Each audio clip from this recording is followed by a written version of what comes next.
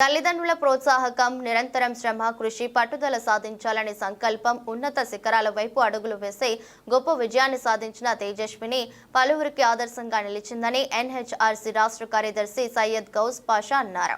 విజయాన్ని సాధించిన ఇటీవల కొండమల్లేపల్లి పట్టణానికి చెందిన నూతన కమిటీ ఈశ్వర్ మంగళ కుమార్తె తేజస్విని ఆంధ్రప్రదేశ్ జూనియర్ సివిల్ జడ్జిగా ఎన్నికైన సందర్భాన్ని పురస్కరించుకుని ఆదివారం ఎన్హెచ్ఆర్సీ కార్యాలయంలో ఘనంగా సన్మానించారు.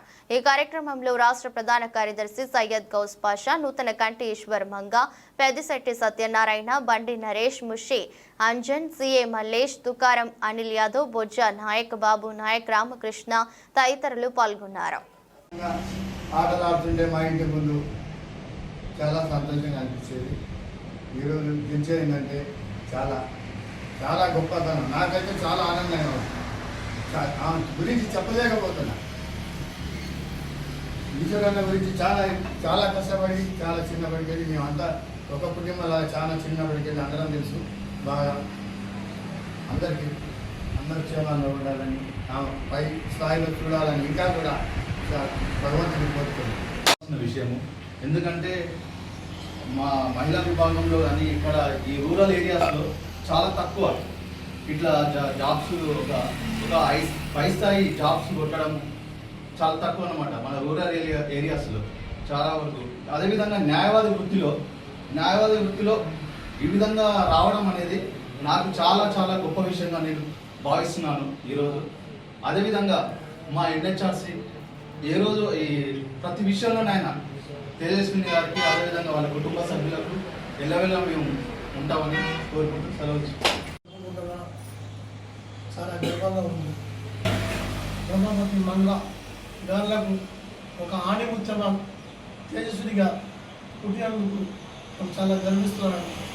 ఎందుకంటే మన నల్గొండ జిల్లాలోనే మల్లెపల్లి మండలంలో ఒక తేజస్వి లాంటి ఆణిముత్యం ప్రతి ఇంట్లో వెళ్ళాలని, ప్రతి ఇంట్లో వెళ్చాలని అడియాసలు కాకుండా మన ఈ తేజస్వి లెక్క స్ఫూర్తిగా తీసుకొని ముందుకు వెళ్ళాలని నేను ఆ భగవంతుడిని కోరుకుంటున్నాను. అదేవిధంగా మా ఎన్హెచ్ఆర్ సభ్యులు ఈ విషయం చెప్పగానే నాకు స్పందించి ఎమ్మడే వచ్చి అన్నగారు ఈ కార్యక్రమం చేపడదామని నాకు సహాయ సహకారం అందించి ఒక క్రమశిక్షణలతో అమ్మాయి అబ్బాయి తేడా లేకుండా అన్నగారు చెప్పినట్టు ఒక అమ్మాయికి వేరే విధంగా అబ్బాయికి వేరే విధంగా లేకుండా అందరితో పాటు సహాయ సహకారం అందించి మంచిగా చదివించి వాళ్ళకు చేతోడు వాదుడుగా ఉండి మంచి ఉన్నత శిఖరాలకు అందించాలని నేను కోరుకుంటున్నాను. ఇంతే కాకుండా మా బీసీ సంఘం బీసీలోనే ప్రతి ఒక్కరూ ఎందుకు ఉండొద్దు, ఒకటి భయం పెట్టుకోవాలి. ఈ శిఖరానికి ఎందుకు పడుకోవద్దు, ఈ శిఖరానికి అందాలంటే ఐఏఎస్ ఐపీఎస్ ఇలాంటి అన్నగారు చెప్పినట్టు మనం మన పిల్లలతో చదివించి మనము ఉన్నత స్థాయికి చేరాలని నేను ఆ భగవంతుడు కోరుకుంటున్నాను. ఇలాంటి విషయాలలో మనము ముందుండి నడిపిస్తామని మరొకసారి మీ ముందు నేను ఎన్హెచ్ఆర్సీ సభ్యులతో చెప్తున్నాను. ఇలాంటి ప్రతి విషయాన్ని మంచి విషయాన్ని ఎక్కడ ఉన్నా వెలిగి తీసి మనము వాళ్లకు సుపరిచితులకు ఉండాలని, వాళ్ళకు చేదోడు వాదోడుగా సహాయంగా ఉండాలని నేను కోరుకుంటున్నాను.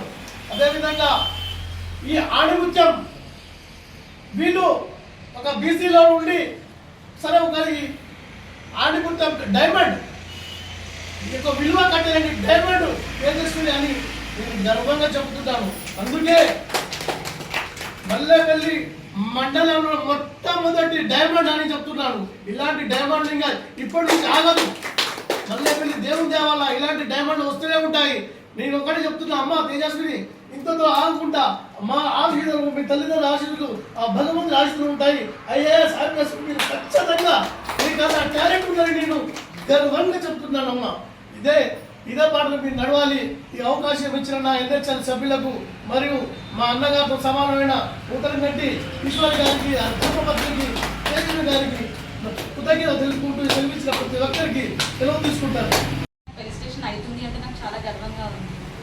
అండ్ ఇక్కడ ఉన్న ప్రతి ఒక్కరు నాకన్నా పెద్దవాళ్ళే. నాకు మీ నుంచి సన్మానం తీసుకోవడం చాలా గర్వంగా ఉంది ఈరోజు. అండ్ అందరూ చెప్పినట్టు మానవ హక్కులు అంటే ఆ హక్కులు అనే పదంలో చాలా చాలా ఉంటాయి. అదొక వాస్ట్ సబ్జెక్ట్ అందరికీ తెలుసు. అండ్ మీరు చెప్పినట్టే ప్రతి ఇంట్లో వివక్ష ఉంటుంది. కానీ నాకు చిన్నప్పటి నుంచి మా డాడీ మమ్మీ మా ఆర్థిక స్థితిని కానీ ఏదైనా ఎలాంటి వివక్ష కూడా చూపించకుండా పెంచారు నన్ను మా అన్నయ్యని.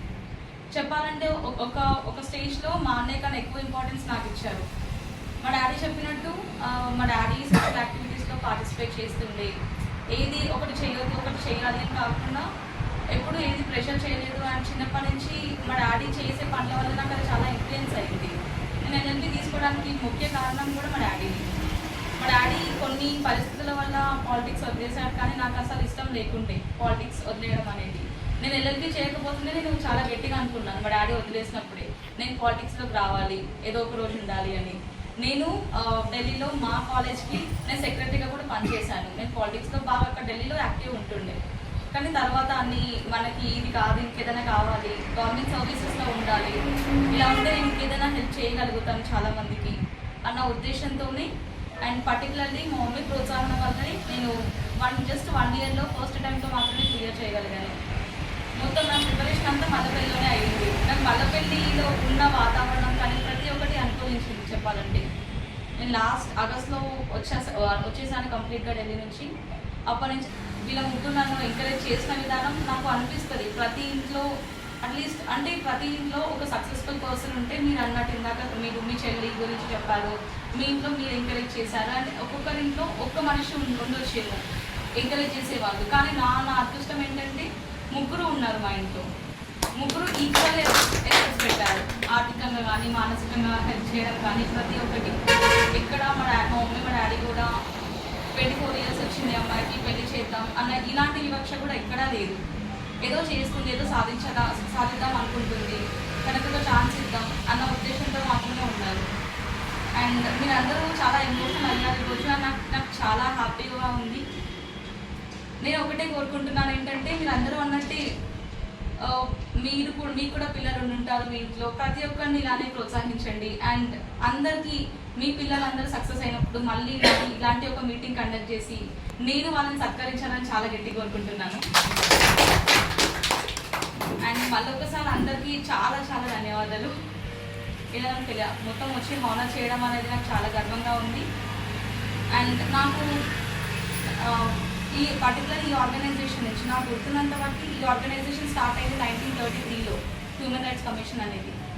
సో నేను ఢిల్లీలో ఉన్నప్పుడు చాలా ఈవెంట్స్కి వెళ్తుండే, ప్రతి ఈవెంట్లో పార్టిసిపేట్ చేస్తుండే. ఈవెన్ ఫీమేల్స్కి కానీ మేల్స్కి కానీ చాలా వివక్ష ఉంటుంది సొసైటీలో, అది ఏ ప్లేస్ అయినా సరే. నాకు ఈ ఆర్గనైజేషన్లో పార్ట్ ఆఫ్ ద మెంబర్ ఉండడం నాకు చాలా గర్వంగా ఉంది. And thank you so much అందరికీ. ముఖ్యంగా అందరికీ చాలా థ్యాంక్స్.